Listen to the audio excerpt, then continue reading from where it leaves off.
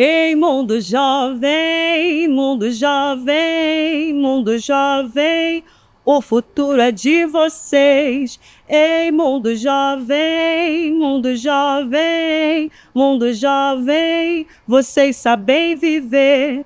Ei, mundo jovem, mundo jovem, mundo jovem, o mundo é de vocês. Ei, mundo jovem, mundo jovem, mundo jovem, livre pra viver.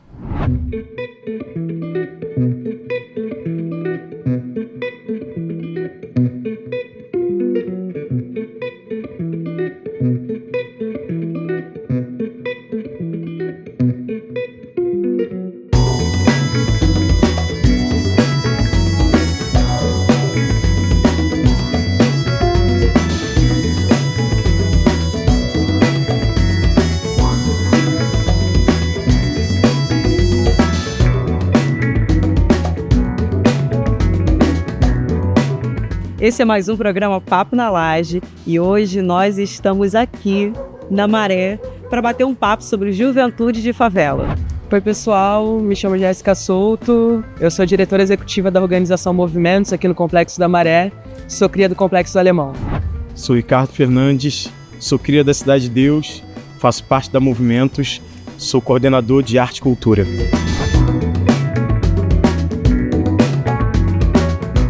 Queria saber de onde começou, né, o que despertou lá atrás para você, enfim, se tornar essa produtora cultural, para você também despertar, enfim, sua veia artística e começar esse movimento político também.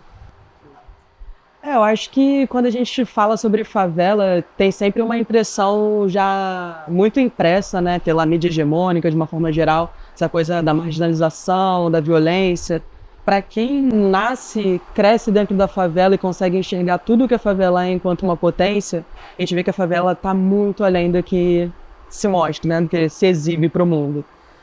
E quando a gente cresce com um repertório cultural tão vasto, obviamente não é só feito de coisas boas, a gente também sabe que as dificuldades e as mazelas que tem, né, viver a realidade de uma favela. Mas quando a gente consegue ter acesso ao que a favela tem enquanto potência, ou seja, no cenário cultural, no cenário artístico, é isso. Eu fui criada dentro dos projetos sociais, cresci ali, lá novinha, no Complexo Alemão, fazendo os cursos da CUFA, e ali, através daquele projeto, eu consegui ter acesso a um mundo de possibilidades, de conhecer, de fato, potencialidades que eu podia explorar em mim. E acho que a gente tem um pouco esse déficit de entender que a arte ela é para todo mundo, né? A arte, a produção, os eventos, os acontecimentos, enxergar isso como algo palpável de realização que a gente pode fazer, que a gente pode executar. Acho que quando eu viro essa chave que eu consigo entender assim, caraca, isso aqui é muito legal e eu posso fazer isso aqui na minha área, eu posso fazer isso aqui com outras pessoas iguais a mim. Acho que isso dali foi esse despertar para mim. Desde então, lá tipo meus 16, 15, 16 anos, e nunca mais parei, foi produzindo, construindo. Até hoje. Então, eu sou fruto de uma tia, né? A minha mãe, as minhas tias, elas são pessoas muito artísticas, mas a minha tia, Noemi, ela é atriz do primeiro grupo de teatro da Cidade de Deus. E aí, quando eu comecei a fazer teatro, na escola municipal que eu estudava, compositor Luiz Gonzaga, não foi diretamente influenciado pela minha tia, mas sim influenciado pelas aulas de geografia que a gente tinha, onde a gente debatia muitas coisas que não estavam nos livros, né? O professor trancava a sala para a diretora não entrar e começava a dar conteúdo que não estava no livro. Ele falou, o que eu vou falar não está no livro. Então ele falou sobre apartheid, ele falou sobre o processo de revolução cubana, ele falou muitas coisas que a gente não estava no livro, não estava em lugar nenhum. E também não estava no Google, porque a gente não tinha acesso a computador naquele período ainda. Quer dizer, eu já tinha, mas não tinha acesso à internet dessa forma. E aí, ele começou a fomentar na gente um senso crítico, uma discussão constante, e a gente começou a ficar refletindo sobre as coisas que estavam acontecendo no mundo. Então a gente falou, cara, existe aqui... E a gente era muito novo, né? Eu tenho 34, eu tinha 14 anos, e a gente tava falando, cara, existe o preconceito regional, existe o preconceito que a pessoa é gorda, existe isso, existe aquilo, existe o racismo, existe isso. E a gente falou, cara, a gente precisa falar disso em algum lugar. Mais pessoas, para além da nossa turma, precisam estar envolvidas nesse assunto. E aí, quando a professora de teatro foi até a sala das turmas perguntar quem queria fazer teatro na escola, que seria num turno diferente do que você estudava. E aí, eu e meu amigo, a gente se olhou e falou, cara, acho que a gente pode falar sobre esses assuntos lá, mano. Vamos levar esses assuntos lá, vamos falar sobre isso lá. Só que a gente não era muito cult, assim, a gente era meio largado, assim, na escola, meio... Tá ligado? Porque quem faz teatro na escola tem aquela coisa mais pomposa, né? Essa coisa intelectualizada. Tipo o que nós é hoje, tá ligado? E naquele tempo nós era meio largado, tá ligado? Naquela época nós não era. Pô, naquele tempo nós era tudo largadão, assim. A gente era do futebol da escola, a gente era do pessoal que matava a aula e tava ali no teatro. Então a gente era meio rebelde dentro do teatro. Crianças curiosas. E a gente levou a proposta de fazer isso, não foi ouvido por ninguém. Ninguém queria a nossa ideia. Todo mundo, ai, que ideia boba, não sei. Porque as pessoas de teatro não estavam debatendo esses assuntos que a gente estava debatendo. Aí a gente foi chamado para fazer a peça da turma lá, que a gente entrou. E aí, como a gente estava nessa margem, a gente foi para fazer a peça, todo mundo preto na turma lá de teatro. Mas como a gente era mais à margem, a gente fez a peça, o nome dos nossos personagens era XXYY, era um monte de bandido. Não tinha nem nome, era só XXYY, a gente que teve que criar o nome que não estava no texto. E aí, ali a gente se desenvolveu ali, depois a gente conheceu uma professora que ensinou a gente sobre improviso, e despertou em nós o que de fato era o teatro pra gente, que é a possibilidade de ser livre, de você ser o produtor da sua própria arte, assim. E a gente foi pro Retiro dos Artistas, foi pra CUFA. A CUFA é muito importante no meu processo de muitas pessoas. A gente fez teatro na CUFA, fez teatro no Retiro. No Retiro eu conheci o circo e dali eu caminhei para um processo mais profissional, assim, né? E fui indo. Aí a minha mãe sempre me criticava de eu estar só um teatro. Ela, você não pode só uma oportunidade. Eu falei, pô, mãe, mas a pessoa que quer ser médica é só médica. Não vejo o pai do aluno de medicina falar assim, ó, você tá na medicina, mas você tem que ver um curso de mecânica, porque tu não sabe se vai dar certo. Eu falei, por que eu tô aqui na arte e você tá falando pra eu fazer alguma coisa técnica além da arte? E aí, mas ela falou muito isso, eu sempre fui buscando por outros caminhos para além desse. Então me envolvi com audiovisual, eu fui me envolvendo com outras coisas para ela poder deixar eu fazer teatro. E isso abriu o meu horizonte para eu entender que a arte e a comunicação, elas iam andar juntas na minha vida, e assim eu fui seguindo até os dias atuais. É isso, é um percurso, né, que você traça e vai, porque também tem essa motivação, né, saber do lugar onde você vem, quem você é e o que você quer trocar também, né. Sim. Falando em juventudes, que é o nosso papo hoje, você já vem construindo um tempo, né, um processo também de formação com adolescentes. Aham, sim, lá nos Arteiros.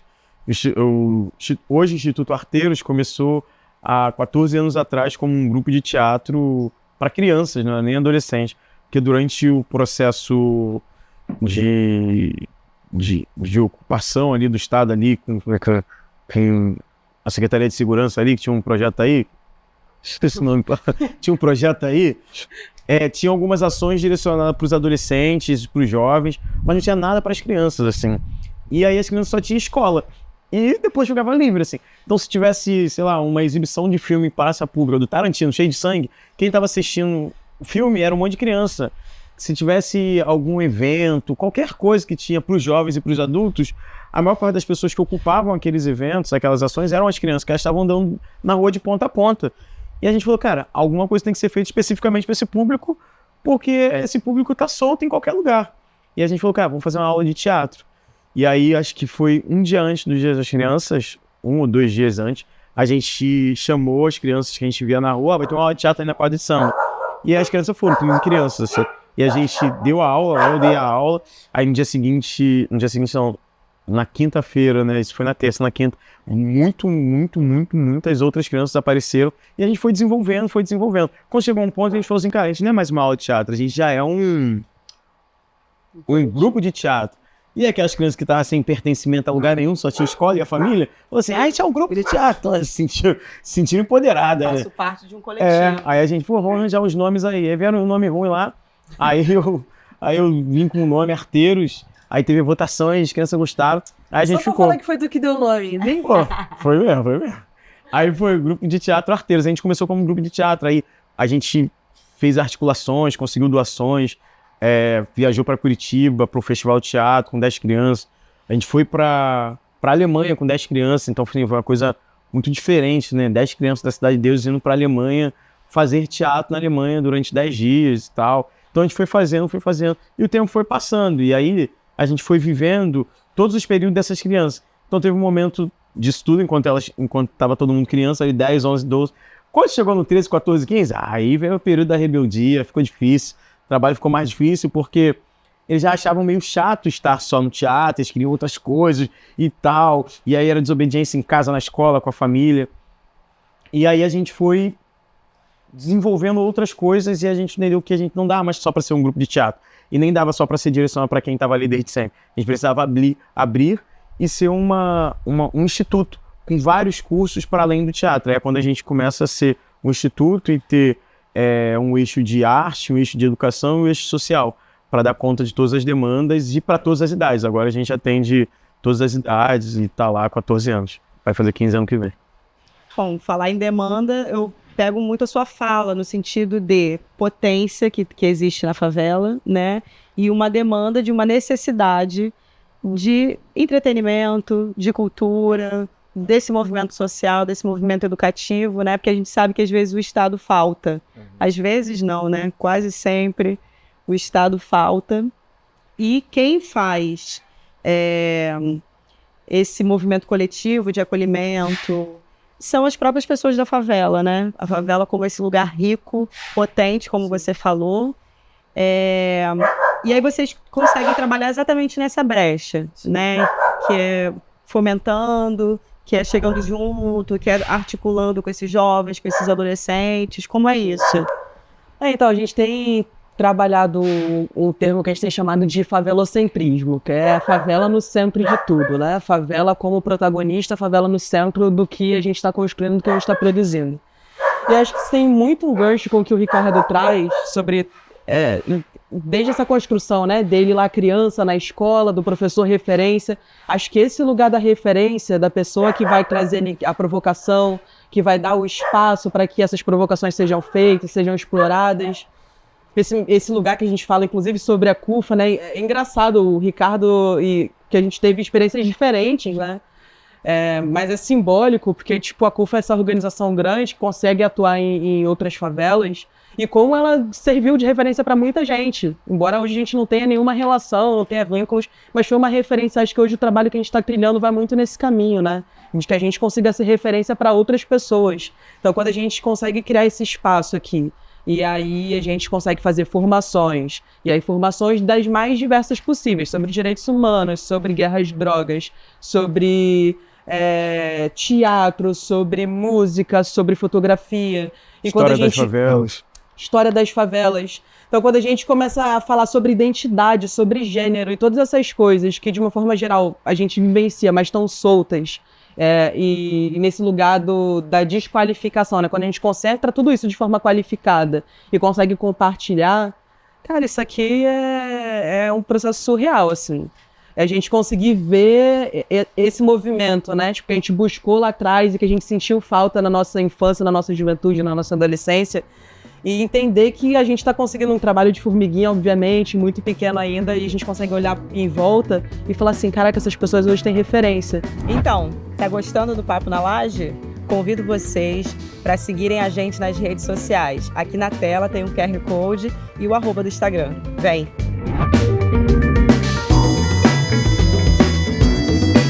Você começou a falar desse espaço que está nos acolhendo, hoje a gente está aqui na Maré. Queria que vocês falassem um pouco mais sobre esse projeto efetivo aqui, quando vocês começaram, como se dá esse encontro, né? Você lá da Cidade de Deus, você do Complexo, e aí vocês se juntam com outras pessoas também que estão dentro desse movimento. Como é que é isso? Conta pra gente. Então, a gente se junta em 2017. 2017 foi lançamento, foi movimento. 2016? 2016. Caraca, 2016. A gente vai fazer 8 anos mês que vem. Caraca, mano. Então, em 2016 a gente se encontra com um processo de troca, né? Inicialmente de troca entre nós, né? Todo mundo ali se ouvir, né? O que as favelas, o que cada um na sua favela está fazendo. E depois a gente entra num processo de formação, né? Ainda também sendo uma formação de troca, porque as pessoas que passaram por esse processo de formação com a gente, elas também recebiam muitas informações e formações vindas de nós, porque a gente, naquele momento, e nesse momento também, tinha ali com a gente a vivência e a experiência ocular e a experiência já dissertativa do que a gente vivenciava dentro das favelas que a gente morava. Então, quando a gente teve esse processo de formação com Sueli Carneiro, com Siddhartha, com Rebeca Lery, enfim, nomes muito importantes de várias pautas do Brasil, quando a gente teve esse processo com essas pessoas também falaram abertamente que tiveram muitos processos importantes com a gente, muitos processos de mudança. Então a gente começa ali em 2016, em 2017 a gente lança uma cartilha para falar sobre as drogas, para falar como o mundo vê as drogas, sobre a história, sobre as substâncias, sobre o proibicionismo, né, sobre como um viés racista está direcionado ao proibicionismo, como que o proibicionismo está ligado ao cerceamento dos corpos pretos e periféricos, não somente dentro da favela, né? não somente nas periferias do Brasil, mas no mundo. Então a nossa cartilha é uma cartilha simples com o objetivo principal, que é o objetivo da Movimentos até hoje, de ser um facilitador de assuntos que estão no mundo inteiro sobre a vida das pessoas desse lugar. O mundo inteiro fala sobre as favelas, o mundo inteiro fala sobre as pessoas pretas. Só que, muitas vezes, a favela e as pessoas pretas não estão nesse ambiente. Então, a partir do nosso processo de formação e dos acessos que a gente foi tendo, a gente foi estando nesses ambientes. Só que não cabia para nós estar dentro desses ambientes somente enquanto indivíduos, enquanto CPF. Não seria benéfico para o que a gente estava propondo ali naquele momento. Então, a partir do momento que a gente entendeu que, olha, a gente chegou em muitos lugares, o que a gente faz? A gente acessibiliza para que outras pessoas cheguem, porque a gente não dá para a gente ser só a gente. Porque é só a gente é pouca gente, a gente acaba. A gente precisa fazer com que a gente seja um real movimento. E aí a gente vai tornando todos os conhecimentos, as vivências que a gente vai tendo pelo mundo afora, de forma facilitada, a partir da residência, a partir da cartilha, a partir de várias pesquisas que a gente vai lançando. E isso é o que nos guia até hoje. Facilitar discussões para que as pessoas que são protagonistas dessas discussões estejam, de fato, envolvidas, opinando de forma construtiva nos processos que vão reverberar nas suas próprias vidas, sabe? E mais do que isso, né? Pautando de fato. Porque quando a gente fala sobre todos esses atravessamentos, e aí seja a questão de substâncias consumidas ou não, lembra, a gente fez uma pesquisa sobre os impactos da pandemia nas favelas. Então, no levantamento que a gente faz, a gente aborda justamente como a desigualdade e o racismo agravou dentro das favelas o impacto da pandemia. A favela não sofreu a pandemia da mesma forma que as outras partes da cidade. Inclusive porque a favela não pôde fazer quarentena para que o resto do país pudesse fazer. Eram as pessoas que estavam atendendo nas farmácias, dirigindo o ônibus, entregando no iFood. Então foram essas pessoas que tiveram que se colocar em risco mais uma vez, que perderam emprego, que perderam bolsas de estudo e várias outras situações para que o país pudesse parar. Quando a gente começa a se apropriar desse lugar e construir e transformar isso em dados e transformar isso numa narrativa palpável, a gente está falando que a gente não quer mais só estar na roda de conversa ou estar como um convidado, um ouvinte, a gente quer estar opinando sobre políticas públicas. A gente tem dados eficientes que comprovam e que trazem uma perspectiva do que precisa ser alterado, do que precisa ser transformado, e acho que esse lugar que a gente vem construindo também parte muito desse princípio de que a juventude favelada, ela é uma das mais impactadas sobre as políticas, e aí sim, de guerras às drogas e várias outras políticas racistas, classistas, que são impostas socialmente. Mas nada mais justo do que essa juventude, que é mais impactada, falar sobre esses problemas. Então, assim, formar essa juventude, munir essa juventude com a informação necessária para que elas consigam ocupar esses espaços e estar falando por elas mesmas. A gente usa a frase do nada sobre nós sem nós, que é o nosso lema, né? E a gente reverbera muito isso. A gente não quer que nenhuma outra pauta que atravesse diretamente nossa vida seja debatida por quem não vive nossa realidade. Então, acho que esse é o norte principal, assim, de tudo que a gente constrói, que nada mais de efetivo seja construído que vai impactar diretamente nossas vidas sem que a gente esteja presente, pautando e dizendo o que de fato funciona e o que não funciona para a nossa realidade. Isso que você falou dos dados, né? Que a gente tem essa pesquisa da Covid, tem uma pesquisa sobre a maconha medicinal nas favelas. Os dados, eles são a comprovação do que por muitos anos nós e outras gerações esteve falando e não foi tão ouvido, não foi tão bem recebido.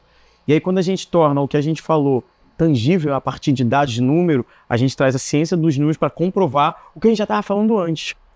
Mas é isso que precisa? São esses passos aqui que precisam? Essa formalização do processo precisa? Então, aqui tem. Então, por muito tempo, a gente não conseguiu acessar as pesquisas, ou a gente era só o objeto de pesquisa de alguém. A gente passa a mudar esse movimento, fazendo com que a pesquisa sobre nós seja feita por nós, analisada por nós, divulgada por nós, lançada por nós, sabe? Criando parceria com outras organizações, assim, que é muito importante, né? Os movimentos de favela, as pessoas de favela, elas são as pessoas que são articuladas, essas são pessoas que transitam, não são pessoas fechadas, não são pessoas que não estão abertas ao diálogo, não são, porque a gente é o povo que mais circula a cidade, para fazer a cidade acontecer, para ir em outros pontos. Então, assim, conexão, parceria é o que pessoas de favela mais faz sempre. Então, é uma coisa que a gente acredita também. Então, muitas das coisas que a gente faz em parceria, mas sempre no nosso lugar de protagonista, sempre não deixando com que essa parceria nos invisibilize, como muitas vezes aconteceu com outras pessoas antes de nós. E tudo isso que a gente faz é nesse lugar de tornar o nosso fazer referência para que outros jovens que ainda não acessaram os lugares que a gente acessou possam fazer. A gente não está pavimentando a rua, a gente já chegou com uma rua pavimentada, a gente está asfaltando uma rua esburacada, para que a próxima geração não ande numa rua esburacada, assim, sabe? Mas ainda assim a próxima geração vai ter algo para fazer, mas bem menos do que a gente está fazendo. E o objetivo é cada vez ter menos obstáculos no caminho para que as pessoas não tenham uma trajetória conturbada, sabe? Para que a nossa trajetória tenha somente uma linha reta e você vá. Que os acessos cheguem mais fácil. Que chegue mais fácil, que você consiga não ter sempre esse discurso, né? Eu estava vendo uma matéria, um senhor de 70 anos que se formou andando de bicicleta, indo para a faculdade de bicicleta todo dia, 20 quilômetros. Eu falei, pô, essa matéria é triste demais, cara. Essa matéria é horrorosa. Pô, maneiro, pô, meu senhor, parabéns, mas caralho, não dá, sabe? Se pegar esse cara aí como exemplo, coloca pessoas que não conseguem fazer isso, andar de bicicleta por 20 quilômetros, se sentindo menos, pô, eu sou incapaz. Se eu andasse 20 quilômetros de bicicleta todo dia, eu me formaria. E faz ali aquela pessoa não ter a mesma formação que as outras, os amigos dela de turma. Esse senhor, ele se formou com uma coxa diferente dos outros amigos, isso é um fato. Tá. Se formou com outro corpo, sabe?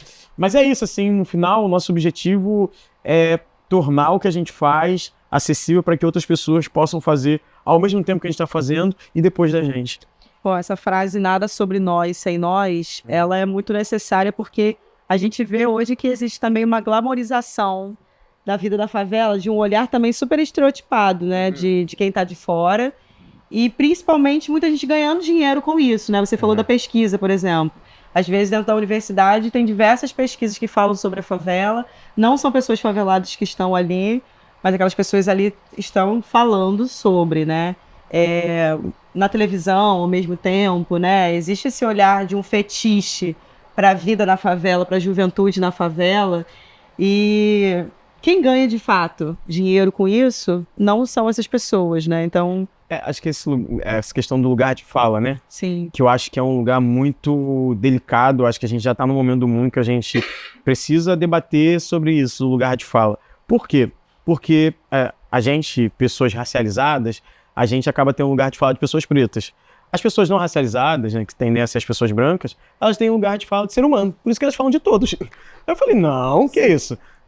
Que isso? Vocês falam da favela, você nasceu onde é bom, fala da favela, fala da Índia, fala da Rússia, fala de tudo. Eu só posso falar eu só posso falar de preto? Eu só posso ser preto? Eu só posso ser favelado? E aí aqui acontecem muitas atividades. Aqui acontece a nossa residência, que a gente fez muitas edições. A última edição a gente fez diferente, direcionado para um público que é o público de influencers de favela. E aí foi uma parada muito maneira, porque era uma coisa nova, uma proposta que veio da minha diretora. Eu gosto de chamar ela de minha diretora, que eu gosto de falar que eu trabalho para ela. Eu gosto. Minha diretora veio com essa ideia aí maneira. Pô, que é isso? Né? Minha diretora veio com essa ideia junto com a Karina, que é também coordenadora da área de comunicação. E aí a gente fez essa residência, foi extremamente importante pra gente e muito para essas pessoas, porque algumas não tinham esses entendimentos raciais sobre si, algumas não tinham alguns entendimentos sobre questões sociais, não tinham alguns letramentos sobre questões de gênero. Só que são pessoas que falam para 100 mil, para 200 mil, para 400 mil. A gente falou, cara, a gente precisa trocar com essas pessoas, porque essas pessoas, sem saber, têm uma responsabilidade muito grande. E qualquer movimento falho dessas pessoas pesa muito mais para elas. Cancelamento para elas não é de 72 horas, como é para algumas pessoas. Cancelamento para elas é da vida inteira. Receber vocês aqui nessa laje é muito simbólico pra gente, sendo ela uma laje com o nome de um cineasta, com o nome de uma pessoa de audiovisual, e vocês estarem aqui, com certeza ele está muito feliz vendo essas câmeras todas. Bom, nós também estamos muito felizes em estar aqui hoje, né, passar esse dia aqui com vocês, trocando essas ideias que, enfim, são ouro, né, para nós, para nossa juventude. Para finalizar o nosso papo, queria que vocês falassem uma palavra para esse tema, juventude de favela. Enfim, né, que vier na cabeça. Protagonista. Acho que potência, né? Bom, o Papo na Laje é sobre esse protagonismo, é sobre essa potência que já existe aqui. Então, eu agradeço muito vocês, Jéssica, Ricardo. Agradeço aqui a Movimentos por essa acolhida. E é isso, gente. Esse foi mais um programa Papo na Laje.